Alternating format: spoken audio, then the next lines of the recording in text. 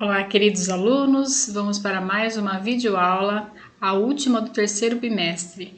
Essa videoaula vai ser dividida em duas partes, ok? Então, a primeira parte nós vamos tratar do tema Parnasianismo e Simbolismo. Essa aula foi baseada numa aula do Centro de Mídias, tá?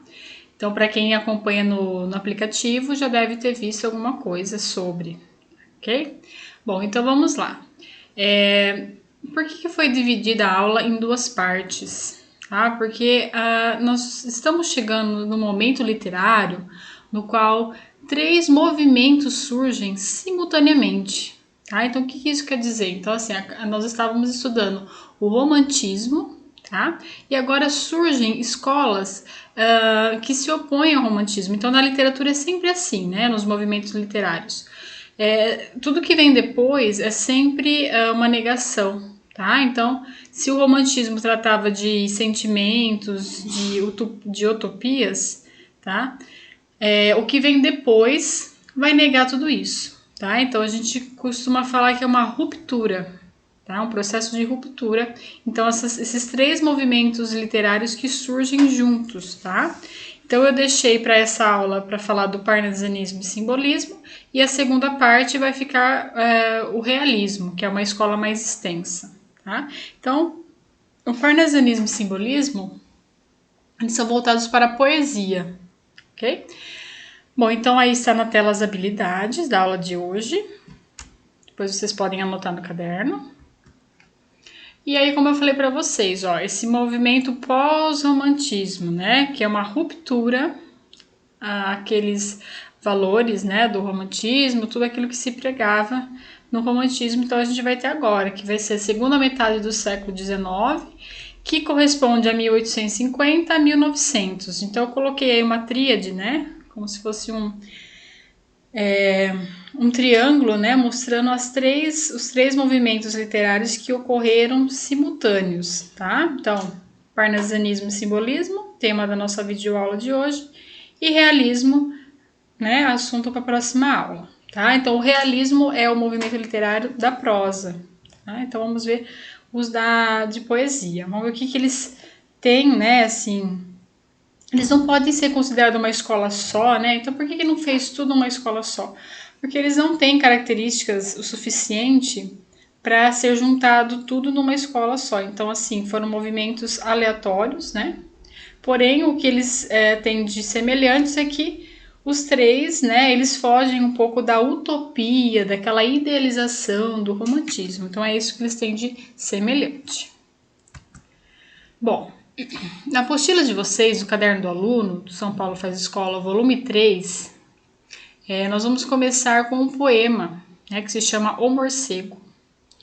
E o principal poeta é Augusto dos Anjos, Então, assim, Augusto dos Anjos, alguns críticos consideram ele como um simbolista, fazendo parte do movimento simbolista. Então, assim, eu quis começar com ele para poder explicar esse poema que vocês vão ter que fazer, que é um pouquinho complexo às vezes para entender, então vou explicar algumas coisas, Então, assim, vamos entender primeiro como que é o poeta, que escreveu o Morcego, para a gente saber o que a gente vai ter que analisar. Então, lembrando, o Augusto dos Anjos, ele tem um gosto, de falar de temáticas como a morte, fala da angústia, ele usa muitas metáforas, às vezes para falar sobre depressão, e tem um vocabulário mórbido, Mas aí você vai me falar assim, nossa, então lembra a segunda geração do ultrarromantismo. Não, não, eles não são parecidos, Por quê? Porque na segunda geração do ultrarromantismo, a gente tinha idealização, visão utópica das coisas, sonho, fantasia. O Augusto dos Anjos, ele nega isso daí, Então, esse gosto pela morte é realmente porque ele quer morrer, Não é assim para ficar cantando, sobre isso, porque acha bonito, Então, assim, os românticos, eles tinham muito esse fetiche pela morte, Então, eles achavam bonito falar sobre esse assunto, Não é o caso do Augusto dos Anjos, bom? Então, olha lá, ele tem modo diferenciado, né, de abordar esses conteúdos que o romantismo não tinha, tá? E é aquele realismo exagerado, então ele vai se distanciar totalmente do que for sentimento.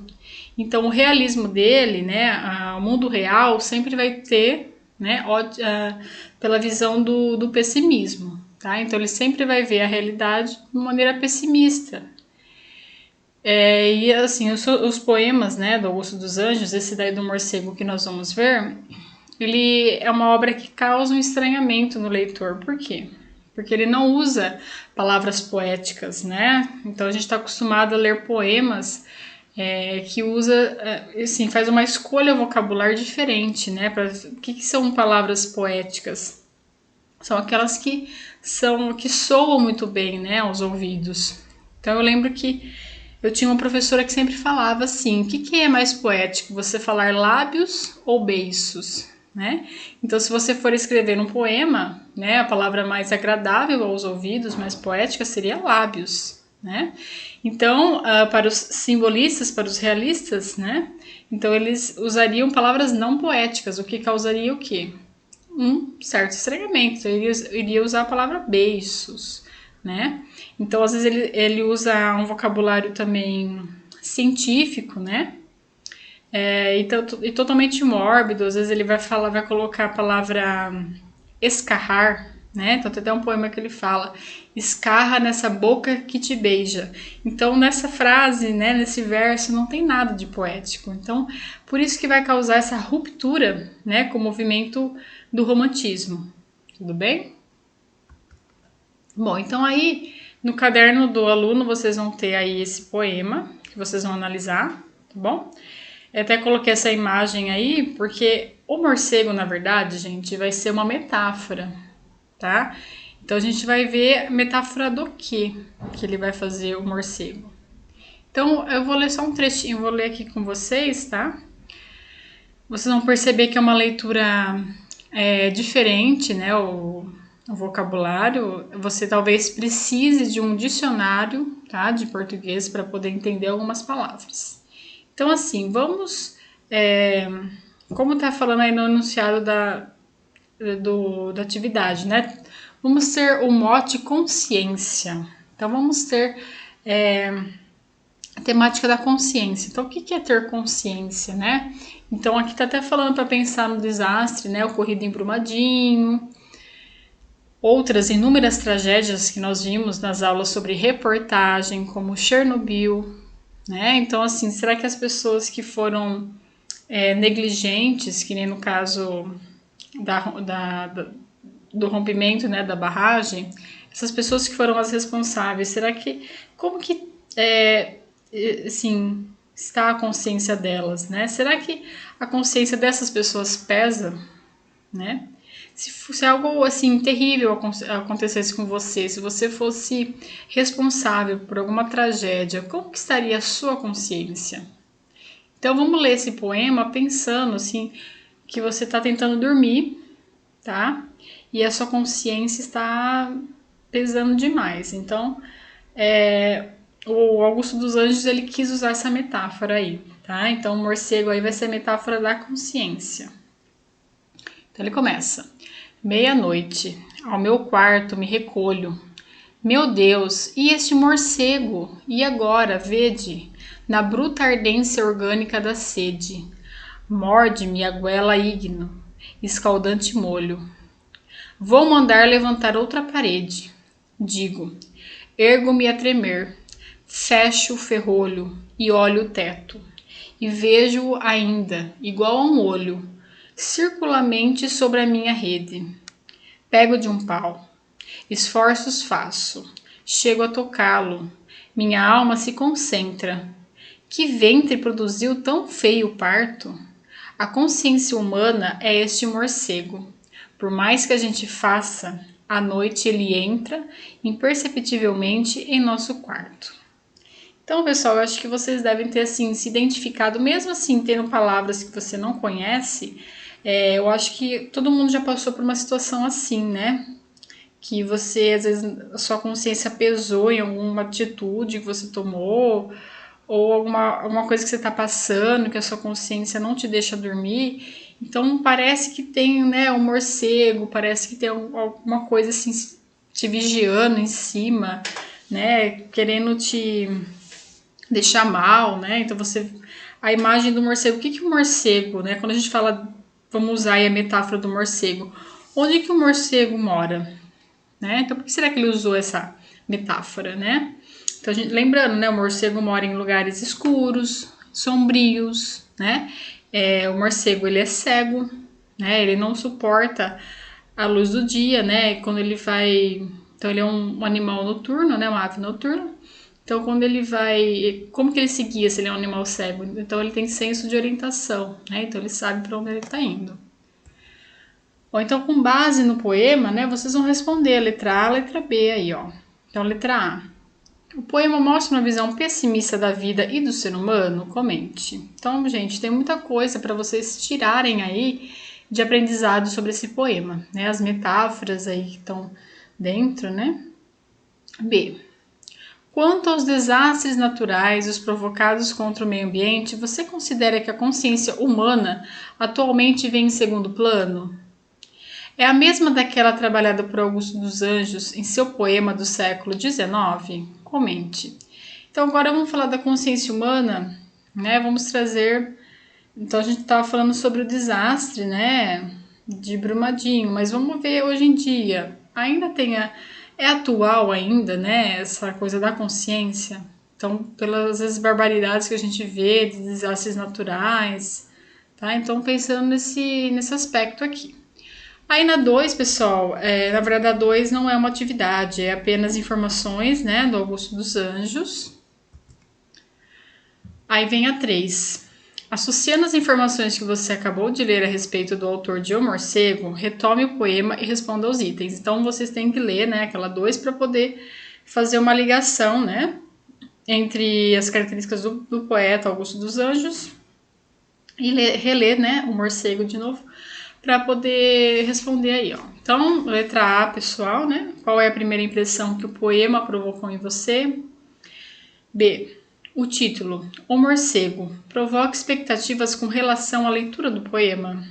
O que a figura do morcego pode representar nesse texto? Então, nós já comentamos muita coisa, né, sobre quando você escuta, né, esse nome, né, o que vem à mente, como que você, qual que é a sua expectativa, né, da leitura de um poema que se chama O Morcego, tá? Então, é mais ou menos sobre isso, sobre expectativas, né, de leitura, e sobre o que a figura do morcego representa.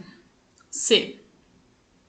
Assim como a palavra que intitula o poema, que outras palavras empregadas pelo poeta podem causar estranhamento? Identifique-as. Então, nessa letra C, você vai pegar aquelas palavras que não são consideradas assim poéticas, né? Ou que você acha que você jamais colocaria no poema, que até causou, né, certo estranhamento.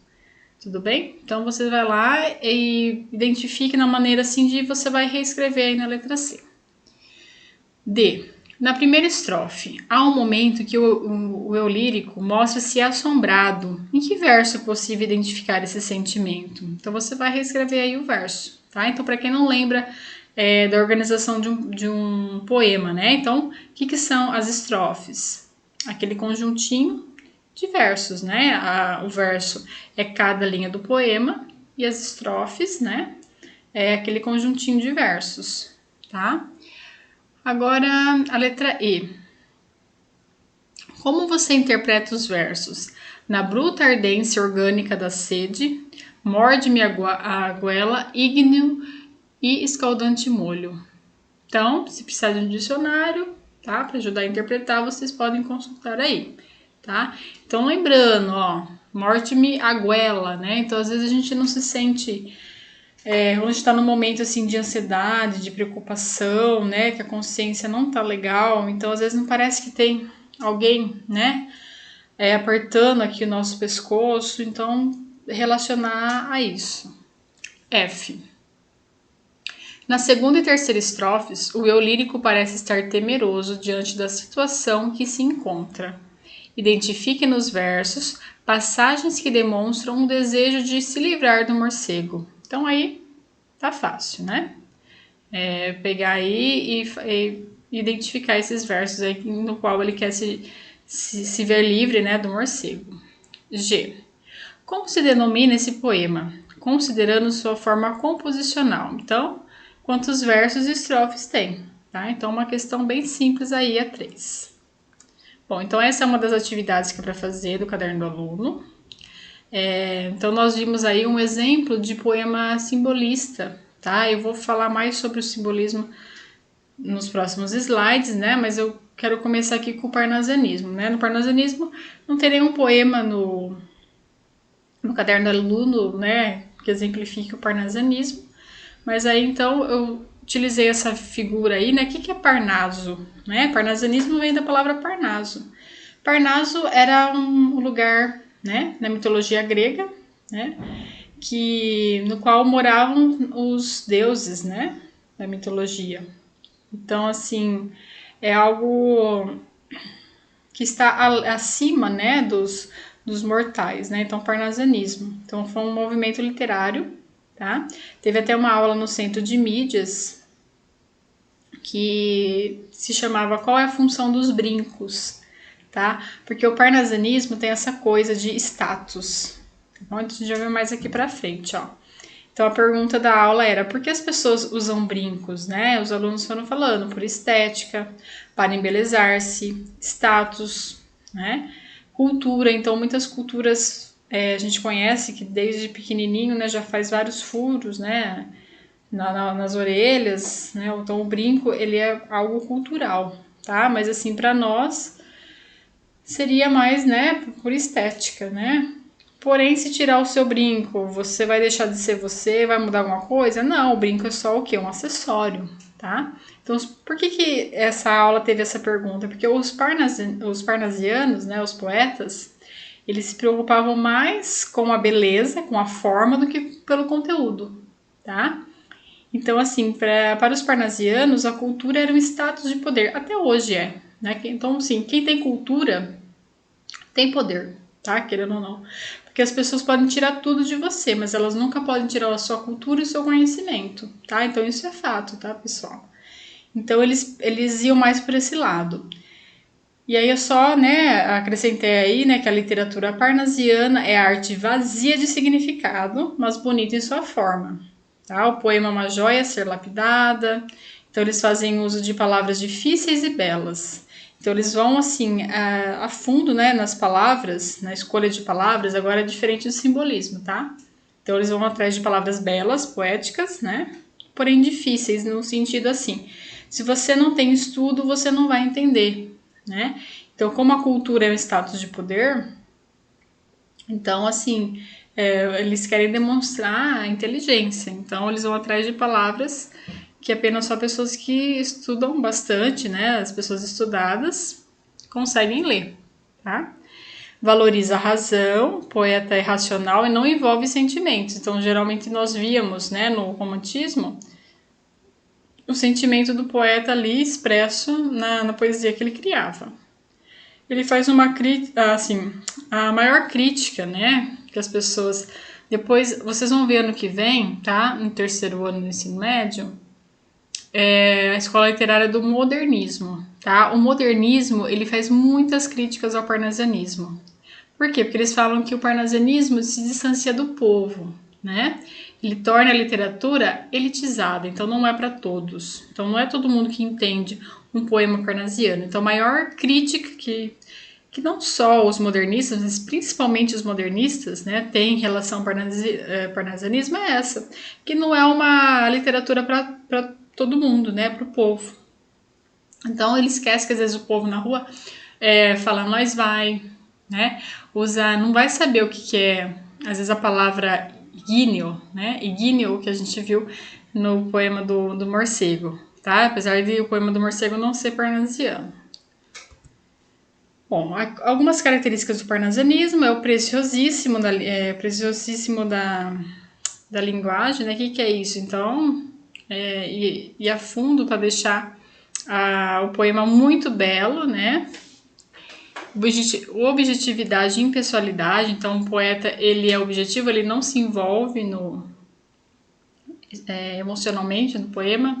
é a arte pela arte e é o culto à forma, né? Então seria usar os brincos, as gravatas, né? Que são apenas o quê? Acessórios. Então quanto mais acessórios você usa, talvez você chame mais atenção, né? Porque às vezes é um status.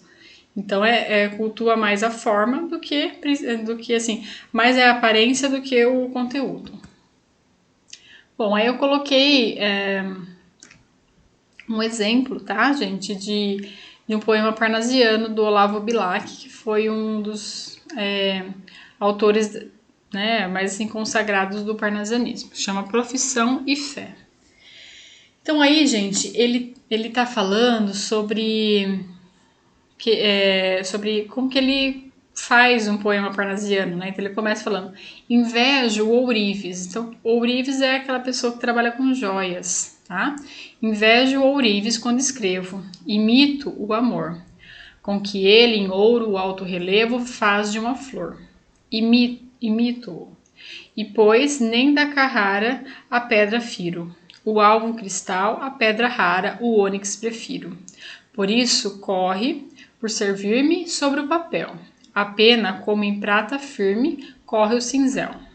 Corre, desenha, enfeita a imagem, a ideia veste, cinge-lhe ao corpo a ampla roupagem, azul celeste. Então aí ele está falando, está comparando, né? Então assim, o ourives, a profissão de quem trabalha com joias, né?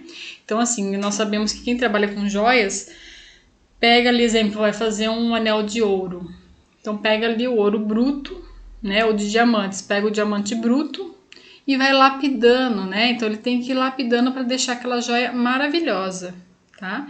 Então ele vai falando que para fazer a poesia parnasiana é a mesma coisa. Você vai lapidando, você vai fazendo escolhas de palavras, de sentenças, né? De rimas, às vezes, tudo para deixar a aparência, né? A parte estética, né?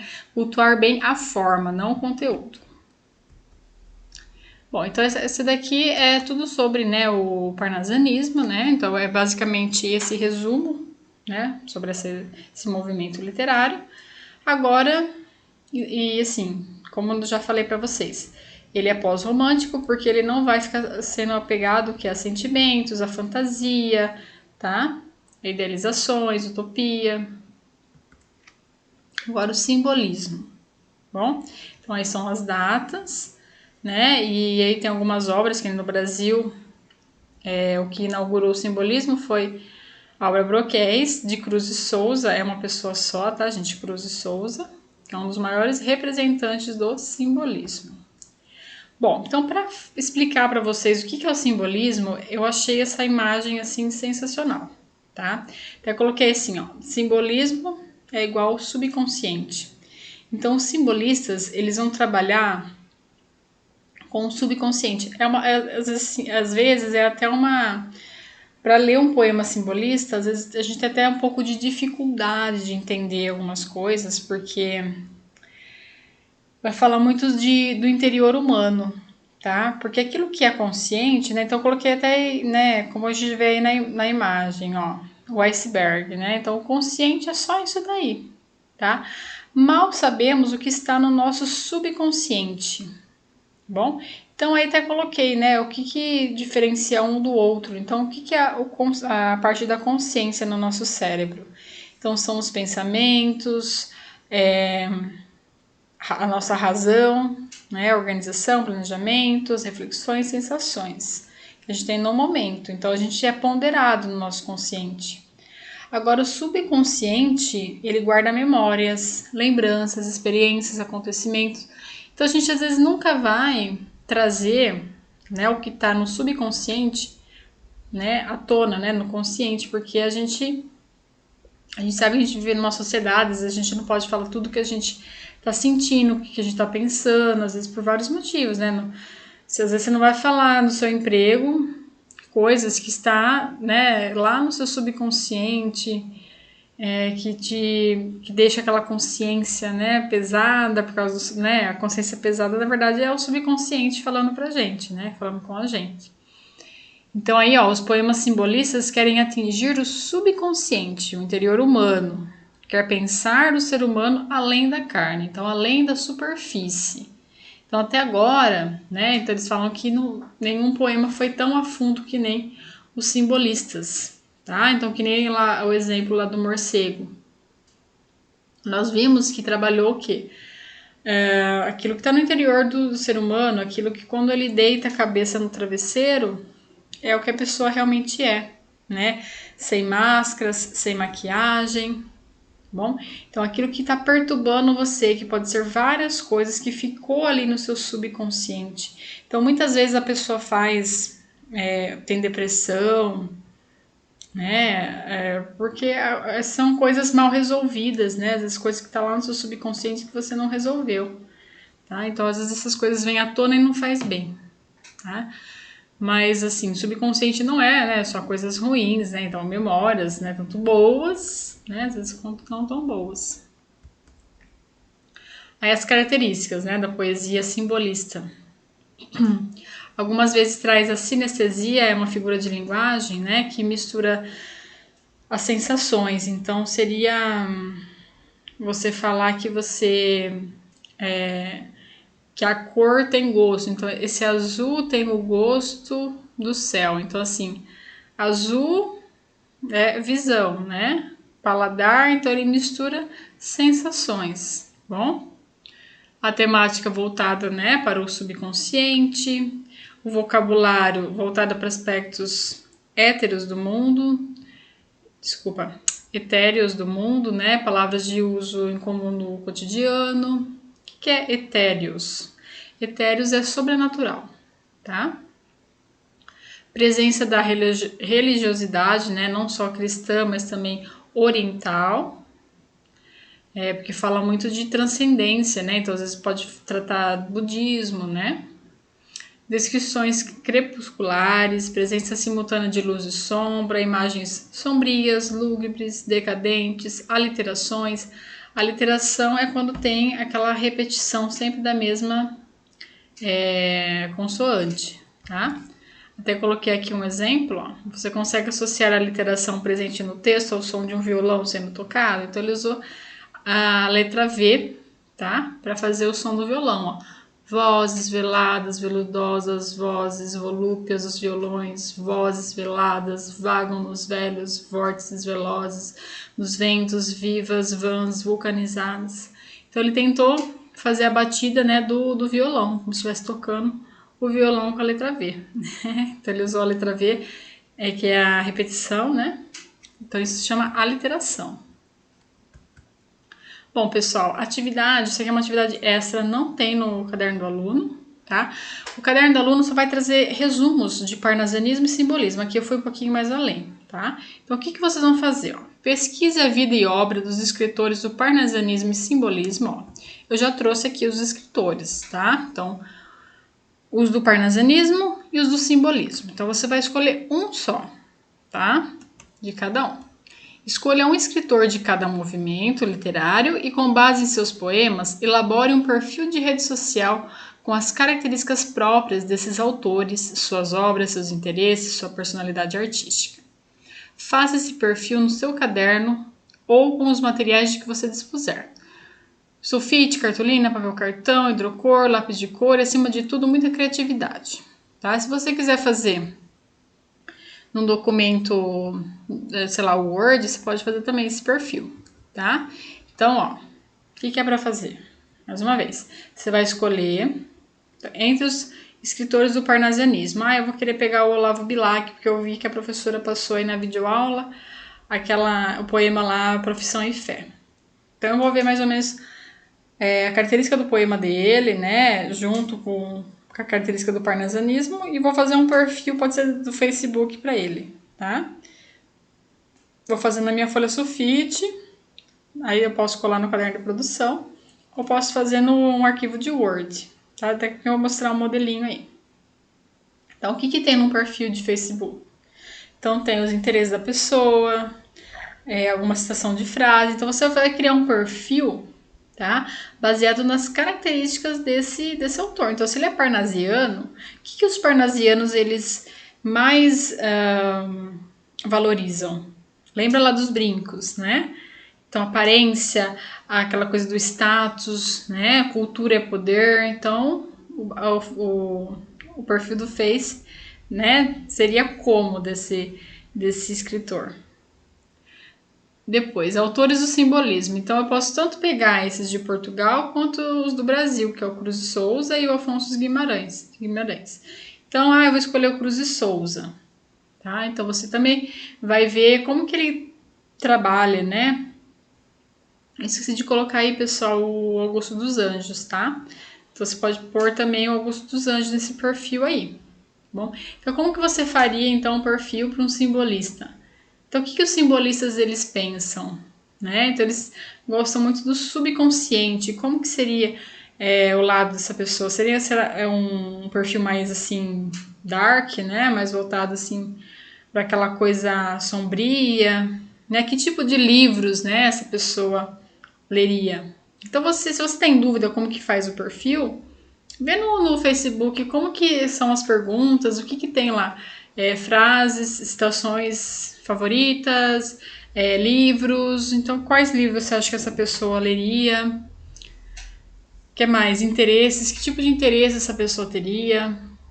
Então, não sei, vocês têm que ser, assim, tudo coerente, né, com o movimento literário. Aí coloquei aqui alguns exemplos de perfis, tá? Que foi sugestão da aula do Centro de Mídias. Então, aqui é um aluno que fez, só que era um outro assunto. Ele fez sobre o Edgar Allan Poe, tá? Vocês só vão poder fazer ou de dois escritores, né? Um parnasiano e um simbolista. Então, aí colocou os livros que ele... Aí, no caso, foi os livros que ele escreveu, né? Aí teria onde que ele mora, com quem que ele é casado, tá? Uma coisa bem assim simples, tá, gente? Aqui fizeram do William Shakespeare, tá?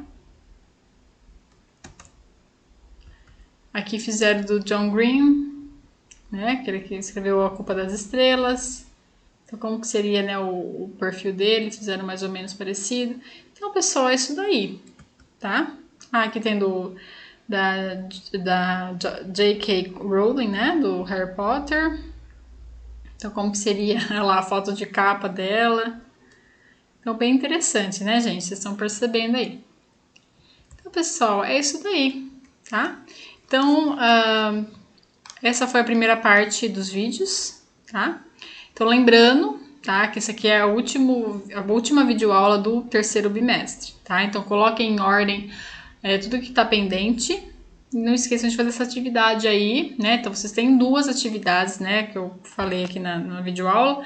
Uma que é a da análise do morcego e a segunda que é a criação do perfil do Facebook, ok? Então, qualquer dúvida, estou à disposição aqui para vocês. Um abraço e até a próxima!